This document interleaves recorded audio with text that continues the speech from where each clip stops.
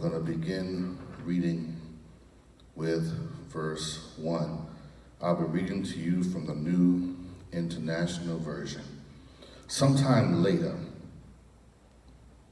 Jesus went up to Jerusalem for one of the Jewish festivals.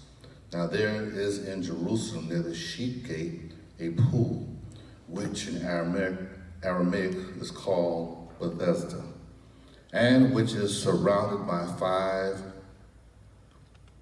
covered colonnades. My beloved, here a great number of disabled people used to lie, the blind, the lame, and the paralyzed.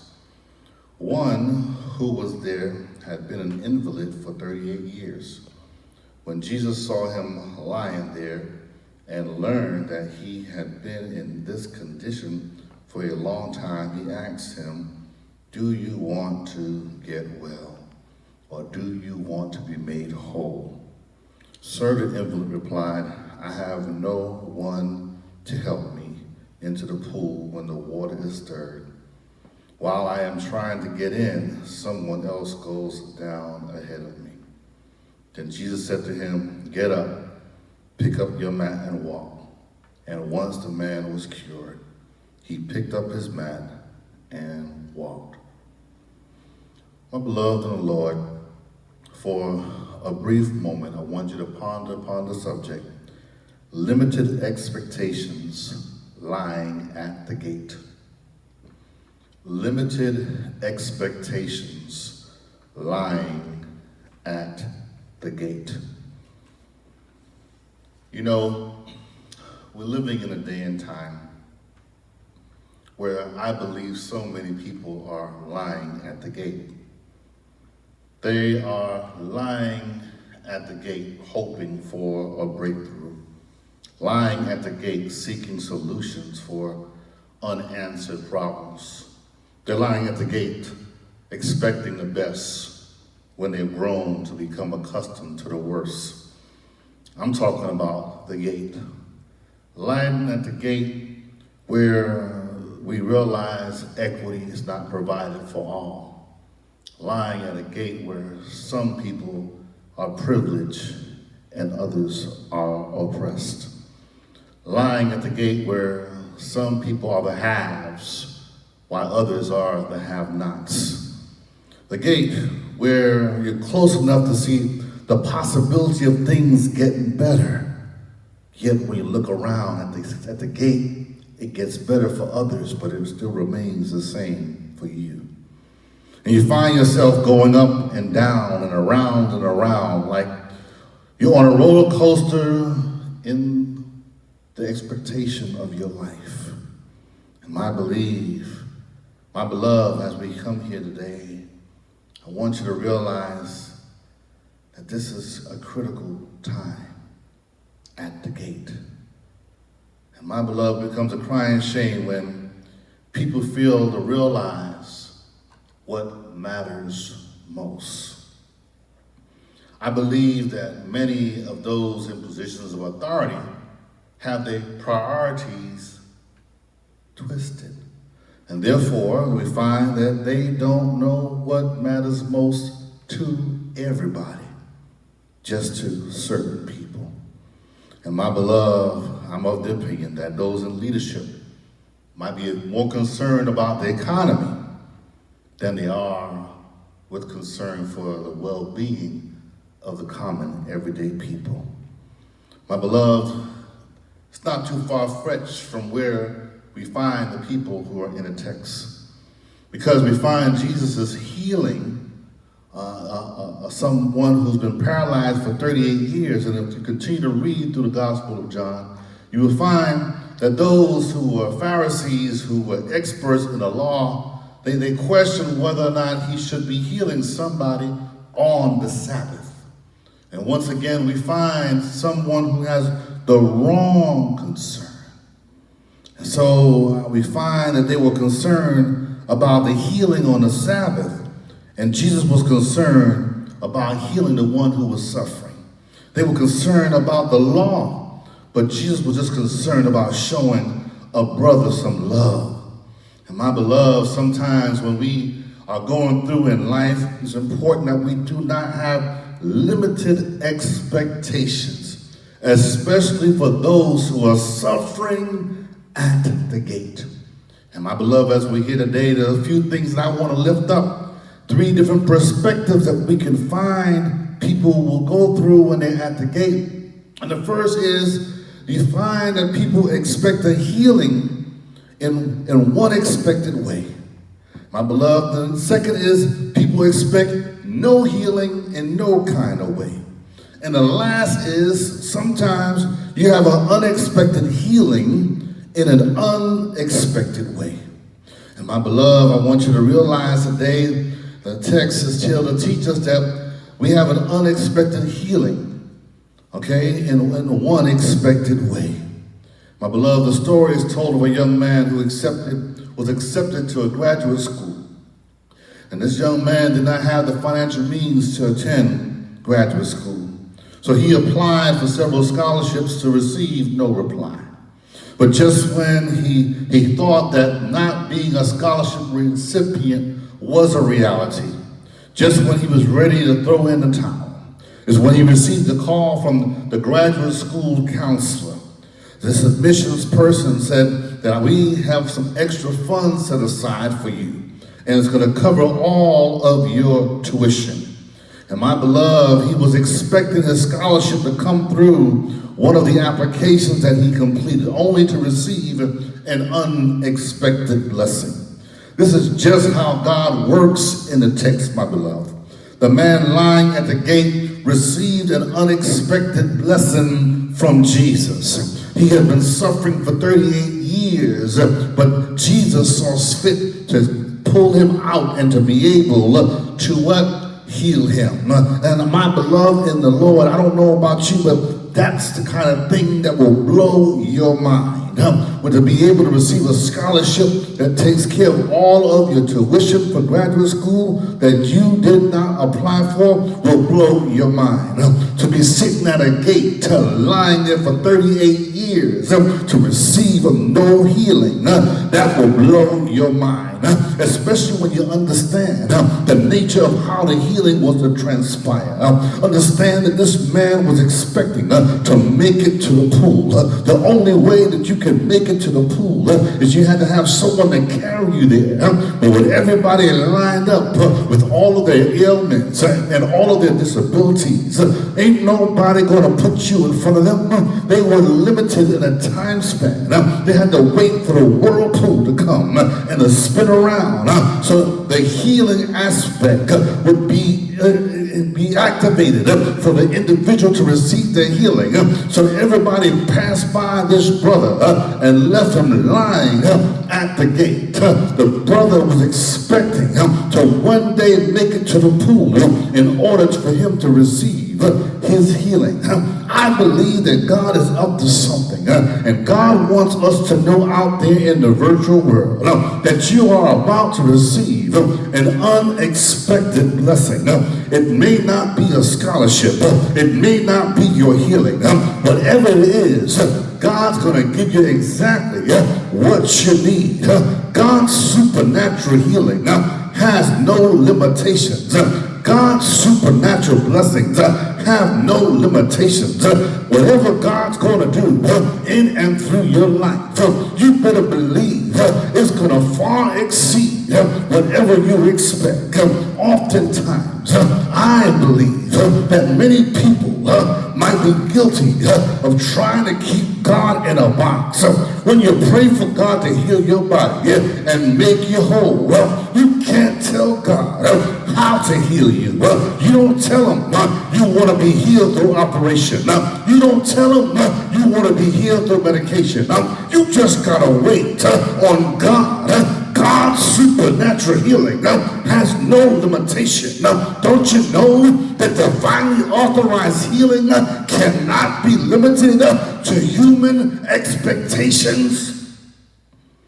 God has a way of exceeding our limitations. I'll say it again. God has a way of exceeding our expectations. God is so awesome. God is just so awesome. You know, and other times we expect no healing in no kind of way. Sometimes we expect no healing, no kind of way. I can imagine that after the death toll in America surpassed 85,000, with no certainty of how to effectively treat this illness, I imagine that most people who receive this diagnosis just give up. Give up on hopes or the possibility of making it to the hospital. Give up on returning home. Give up on things getting back to normal. They give up on a normal way of life. Because of the lack of knowledge and the image portrayed on social media and on the news, many perhaps give up before they even experience the entire journey of facing this worldwide pandemic that has taken so many lives of our families, of our friends, of our co-workers, of our neighbors, of our first responders, of our doctors, of our nurses, of our supermarket employees, and so many more. I must admit that COVID-19 is real, and it's nothing that any of us should want to play around with. I personally believe we ought to continue practicing the most stringent protocol for this pandemic beyond what we are informed by our various leaders throughout this nation, throughout the state, and various cities. Whatever they inform us to do, I think we ought to take it to another level. We ought to continue to wear masks and continue to practice social distancing. We ought to continue to wash your hands and continue to disinfect everything. Continue to disinfect your mailbox, disinfect your mail, your groceries. If you have a delivery, disinfect your doorbell, your doorknobs. We ought to take proper precaution to maximize our safety against the various and different types of chances that we can contract this disease, this virus. I'm all for that. However, we should not get to the point when we just decide if someone you know has the virus, then there's going to be no way they can make it. You can't automatically give up on the individual and think it's going to be over. My beloved, as we look at the text, we find a man lying at the gate called Beautiful, who was expected to be healed for 38 long years and nothing. He's been expecting to wait for God to do something and nothing. Went to doctor after doctor, nothing. Specialist, nothing. Prayer, nothing. He is lame and he cannot walk. And all he needs is for someone to take him to the pool and get his healing. I can see him at the gate called Beautiful, lying there, just waiting for somebody to pick him up and take him so that he can receive his healing. Although the Bible does not state that, I believe this man grew to not expect to ever be healed of his condition. For 38 years, no one helped you. If they didn't help you then, they're not going to help you now.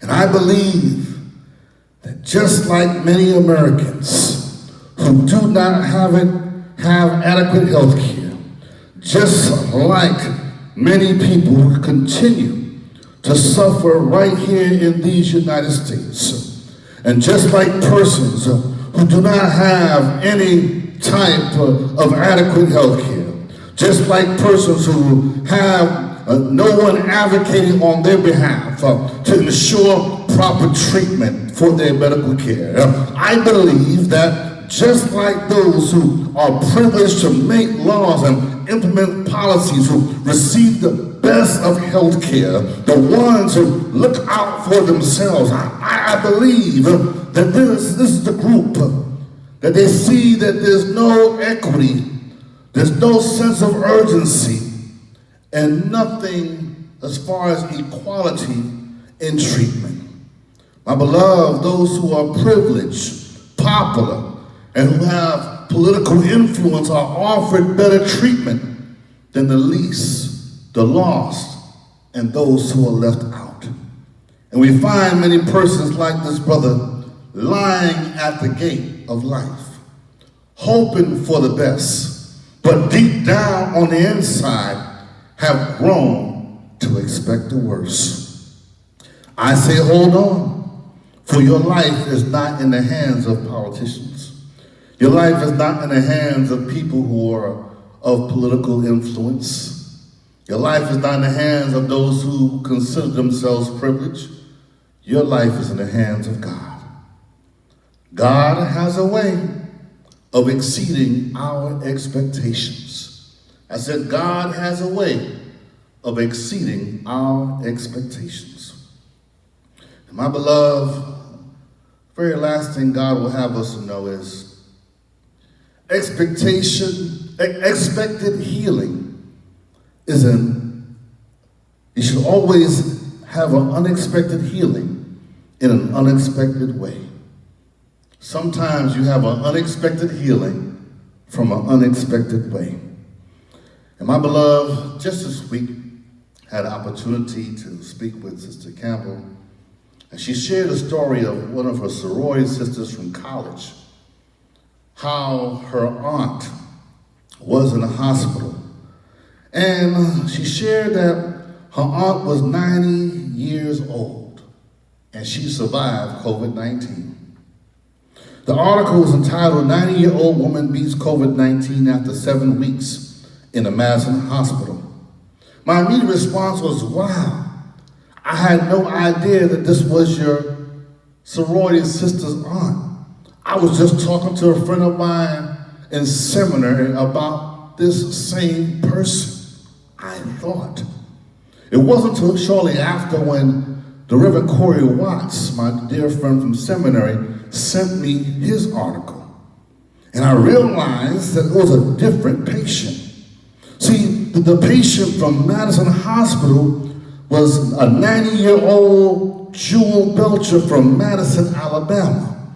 But the Reverend Watts was talking about a 99-year-old Maud Burke, who was from Phoebe Hospital in Albany, Georgia. I then did a search on persons over 90 who survived COVID-19. And I learned that there was a 97-year-old right here in Broward County in Coral Springs who was among those who survived COVID-19, and a host of so many others. I had to contact Sister Campbell and let her know it was a different patient. In church, I had to apologize. I had to apologize to her, but also apologize to God, because I realized at that moment I placed a limitation on God's healing power. I thought that if someone was going to be healed at the age of the 90s, I automatically thought it was the same person because the story sounded similar, but we've been taught that the chances are slim for those who are wiser in age. That's what the doctors say. But that's not what God says. Doctors do not expect 90-year-olds or 99-year-olds to be able to survive COVID-19. But these women received an unexpected healing in an unexpected way. And in our text, the man at the gate, he waited all his life expecting to go to the pool to receive his healing, only for Jesus to come and to pick him out of everybody and be able to say, pick up your mat and walk. And the brother was able to pick up his mat and walk, and he was able to go around and let everybody know what the Lord has done. And I just want you to know that sometimes you can get weary when you're lying at the gate. You can become depressed and ready to give up on life when you're lying at the gate. I recognize they reported over 85,000 have lost their lives, but God is still in the healing business. While you're lying at the gate, you got to continue to believe that God is still handing out unexpected blessings. God is still giving out unexpected healing into somebody in the virtual world that believes that God is still in the healing business. He can still heal your body. He can still touch you and make you whole. He can still bring joy deep down in your soul. It is somebody who can testify that the words to the song, He touched me, oh, He touched me, and all the joy that floods my soul. When I was sick, God allowed something to touch me. It was the hand of God that touched me and made me whole. And now I can say that God is an awesome God because He touched me. He blessed me. He made me whole. I'm not here because of medicine. I'm not here because of doctors.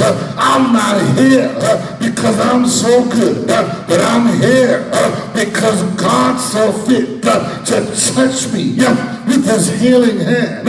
There is no secret what my God can do. What God did for the man in the text, He'll do for you. He blessed my sister at the age of 90 and blessed the other at the age of 99. Don't you know we cannot put limitations on the God we serve. God is able to see you through whatever you're going through. Continue to hold on to God's unchanging hand, the hand that will heal your body and make you whole. Continue to look to God, for God has a way of exceeding our expectations. Continue to look to God, for God has a way of exceeding our limited expectations. Continue to look to God, for God has a way of exceeding our limited expectations. I pray that God will bless you. I pray that God will keep you. It is my prayer. Continue to trust in the God we serve, for He is a divine healer.